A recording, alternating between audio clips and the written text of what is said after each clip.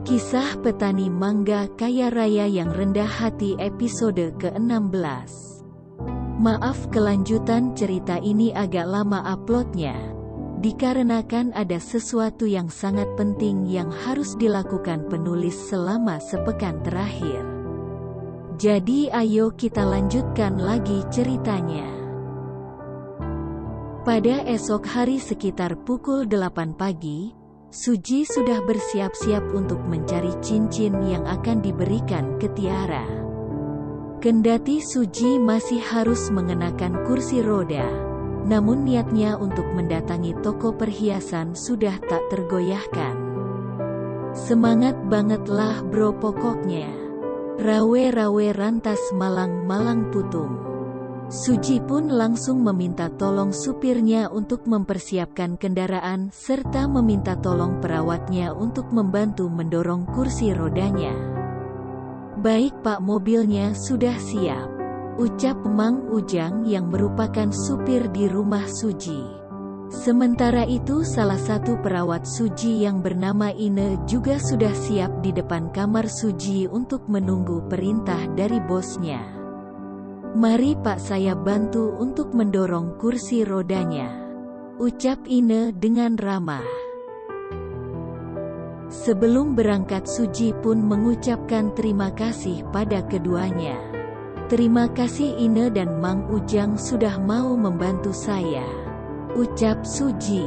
"Siap Pak," jawab Ine dan Mang Ujang secara bersamaan. Lalu mereka pun pergi menggunakan mobil Rolls-Royce milik Suji untuk menuju ke toko perhiasan. Suji meminta ke Mang Ujang untuk mengarahkan mobilnya ke salah satu toko perhiasan yang ada di kota Cirebon. Toko perhiasan tersebut letaknya di salah satu blok pusat perbelanjaan yang terkenal di kota itu. Sesampainya di parkiran mobil di pusat perbelanjaan yang dimaksud, Suji kemudian meminta Mang Ujang ikut masuk ke dalam bersama Ine untuk menemaninya memilih cincin. Mang Ujang pun sempat terkejut dengan ajakan bosnya tersebut, karena menurutnya kebanyakan supir selalu menunggu di dekat mobil atau parkiran, namun bosnya tersebut malah meminta dirinya ikut masuk. Pada saat mereka masuk ke dalam pusat perbelanjaan, tak sedikit orang yang melihat mereka. Umumnya mereka merasa heran dengan kondisi Suji. Pemuda tersebut tampil sederhana dan hanya menggunakan sandal jepit. Belum lagi melihat tampang Mang Ujang yang terlihat kampungan. Untungnya ada Ine yang berpenampilan standar wanita muda yang sopan namun tetap anggun. Kendati menjadi perawat, namun Ine sebenarnya memiliki potensi untuk menjadi seorang model. Ine yang melihat tatapan banyak orang ke arah Suji dan Mang Ujang di pusat perbelanjaan tersebut, langsung bereaksi dengan hanya tertawa kecil. Suji yang mendengar Ine tertawa kecil hanya tersenyum. Lantas Suji bertanya kepadanya, "Ine, kamu enggak malu kan nganter saya ke tempat ini dan diliatin banyak orang?" Mendengar pertanyaan dari bosnya tersebut, Ine langsung tersenyum. "Enggak Pak, saya justru malah senang karena Pak Suji bisa jalan-jalan ke sini. Apalagi kesininya pakai semangat 45. Saya tadi ketawa karena melihat orang-orang di mall ini banyak yang memperhatikan Pak Suji dan Mang Ujang. Kayaknya mereka pada heran Pak," ucap Ine. "Lagian Pak Suji sih ngajak saya masuk ke mall. Jadi mereka pada ngeliat ke kita deh," celetuk Mang Ujang. "Enggak apa-apa. Sekali-kali Mang Ujang main ke mall, jangan di kebun terus," ucap Ine. Mereka bertiga pun lantas tertawa.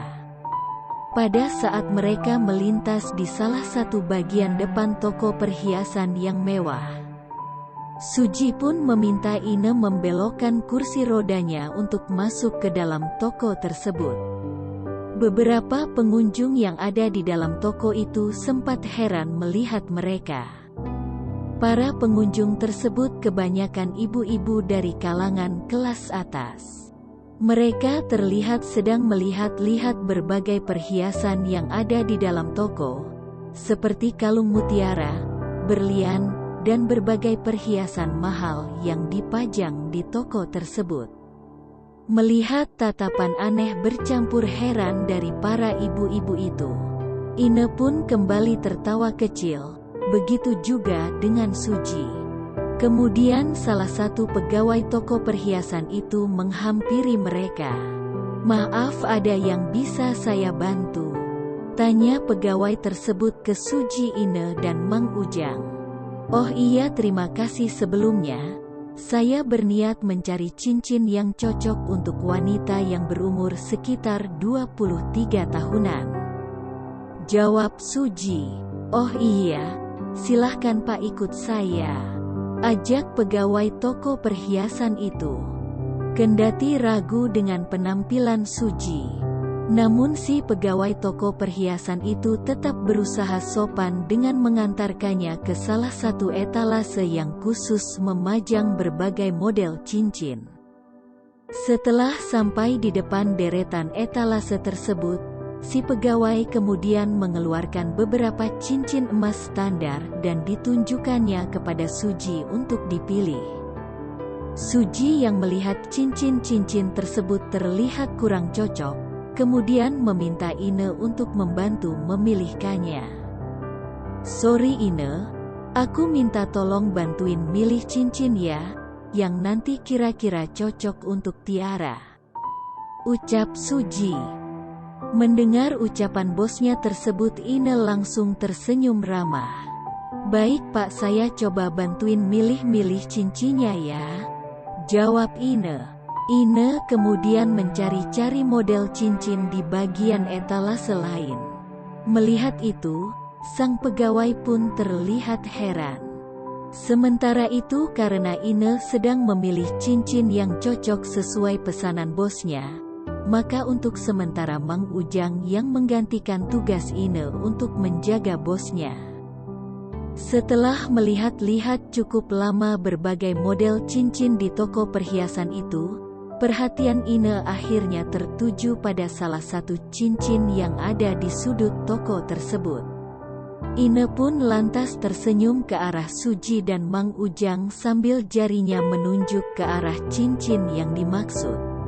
Suji pun lantas meminta Mang Ujang untuk membantu mendorong kursi rodanya ke arah Ine. Petugas toko yang tadi kemudian buru-buru memasukkan kembali sejumlah cincin yang tadi ditunjukkannya ke Suji, lalu bergegas menyusul Suji. "Cincin yang ini kayaknya cocok untuk Mbak Tiara Pak," ucap Ine. Suji yang mendengar ucapan Ine pun langsung tersenyum dan meminta tolong ke pegawai toko tadi untuk mengambilnya agar bisa melihatnya dari dekat. "Maaf Pak, kalau untuk memegang dan mencoba cincin ini saya harus izin dulu ke pemilik toko," ucap si pegawai. Suji kemudian tersenyum dan mempersilahkan si pegawai untuk meminta izin ke bosnya. Tak menunggu lama, kemudian sang pemilik toko perhiasan yang bernama Bu Diana dengan dipandu oleh pegawainya tadi langsung menghampiri Suji. Pemilik toko tersebut heran saat melihat Suji, Mang Ujang dan Ine yang akan melihat cincin itu. Kemudian langsung bertanya kepada Suji, "Apa benar tertarik untuk membeli cincin yang ini?" ucap Bu Diana yang masih ragu dengan Suji dan pasukannya. "Iya Bu, kalau diperkenankan saya ingin melihat dari dekat dan memegangnya," jawab Suji dengan ramah. "Maaf, apa saya boleh lihat identitas Bapak?" kembali ucap Bu Diana ke Suji. "Oh baik Bu, sebentar," jawab Suji sambil meminta tolong ke Ine untuk membantunya mengambil KTP di dompet Suji. Ine pun langsung tersenyum saat membuka dompet Suji dan melihat bagian depan dompet tersebut. Suji pun langsung tahu makna senyum Ine barusan. lantas langsung meminta Ine untuk menyerahkan KTP milik Suji ke Bu Diana. Setelah melihat KTP Suji, kemudian Bu Diana kembali bertanya ke Suji, "Bener pengen lihat yang ini? Harganya lumayan. Soalnya ini ada berliannya. Di Indonesia hanya ada 5 buah. 2 diantaranya ada di toko kami. Satu cincin saya jual 750 juta rupiah." Tanya Bu Diana ke Suji untuk memastikan. Sementara Suji yang mendengar ucapan Bu Diana hanya tersenyum lalu menganggukkan kepalanya.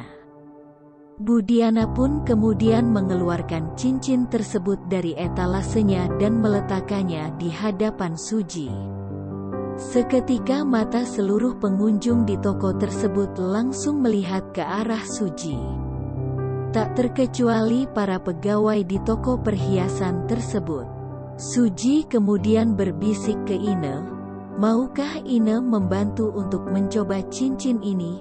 Kayaknya jari kamu seukuran dengan jari Tiara. Mudah-mudahan aja pas ukurannya," ucap Suji ke Ine sambil menyerahkan cincin tersebut ke Ine. Ine yang mendengar ucapan Suji kemudian tersenyum dan langsung mencoba cincin yang diserahkan Suji. "Alhamdulillah pas Pak. Kayaknya cocok nanti dipakai Mbak Tiara," ucap Ine. Suji langsung tersenyum mendengar komentar dari Ine. Kemudian Suji langsung bertanya kembali ke Bu Diana, "Maaf Bu, kalau cincin yang satunya lagi apakah sama juga ukurannya?" Tanya Suji ke Bu Diana. Bu Diana yang mendengar pertanyaan tersebut, kemudian menganggukkan kepalanya pertanda kalau ukuran cincin yang satunya lagi juga sama. "Baik Bu, kalau begitu saya ambil dua-duanya ya," ucap Suji tiba-tiba. Alhasil ucapan Suji tersebut langsung mengejutkan semua yang ada di dalam toko perhiasan tersebut. Mereka tak menyangka pemuda yang di atas kursi roda dan berpenampilan sederhana tersebut mampu membeli cincin yang didambakan banyak perempuan itu. Suji lantas mengeluarkan kartu debitnya untuk diserahkan ke Bu Diana. Bu Diana yang melihat apa yang baru saja Suji lakukan pun kemudian tersenyum. Sementara itu Ine kemudian kembali melepaskan cincin yang baru saja dicobanya. Suji yang melihatnya langsung berusaha melarangnya. "Enggak usah dilepas Ine, cincin yang itu buat kamu. Cincin itu cocok dipakai di jari manis kamu," ucap Suji ke Ine. Ine yang mendengar apa yang baru saja bosnya itu katakan pun terkejut. "Yang bener Pak?" tanya Ine ke Suji karena masih enggak percaya yang barusan didengarnya. Suji hanya menganggukkan kepalanya dan tersenyum ke arah Ine. "Terima kasih ya karena sudah bersedia merawat saya sejak kecelakaan kemarin dan bersedia membantu mencarikan cincin untuk Tiara," ucap Suji ke Ine. Ine pun hanya terdiam sambil mengusap air matanya yang tiba-tiba menetes di pipinya. Selain Ine, ternyata sejumlah ibu-ibu yang ada di dalam toko perhiasan itu juga ikut menangis haru usai mendengar ucapan Suji. Tak terkecuali para pegawai di toko itu. Ternyata selain memiliki uang yang banyak, pemuda berpenampilan sederhana yang sedang duduk di atas kursi roda itu juga sangat baik dan romantis. Apakah cincin yang baru saja dibeli Suji akan pas saat dikenakan di jari manis Tiara? Dan apakah Mang Ujang juga akan mendapatkan kejutan serupa seperti Ine? Simak cerita selanjutnya di Kisah Petani Mangga Kaya Raya yang Rendah Hati episode ke-17.